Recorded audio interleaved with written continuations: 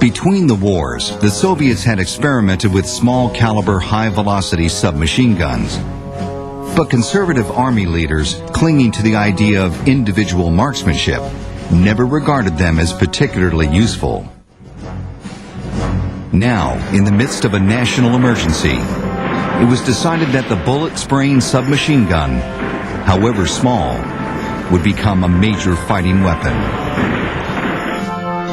Ultimately, the Red Army fielded more submachine guns than any other country during the Second World War. A lot of Russian weapon design reflected the fact that the Russian army was a big army, taking into its ranks soldiers who by and large were not terribly well educated and would be quite hard to train on sophisticated weapons. And it did a very good line on robust and soldier-proof weapons.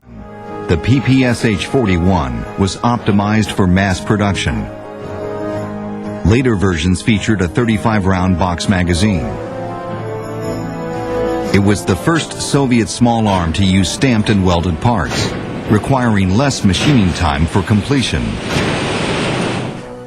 The PPSh, as it was called by the Russians, was ridiculed for being crude and resembling a farm implement, but over 6 million were made.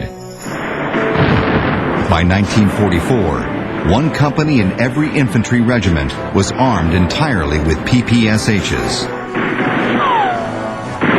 Disregarding their own casualties, swarm attacks with submachine guns became a favored Soviet tactic. Images of Red Army soldiers brandishing their PPShs became an icon of what the Russians call the Great Patriotic War.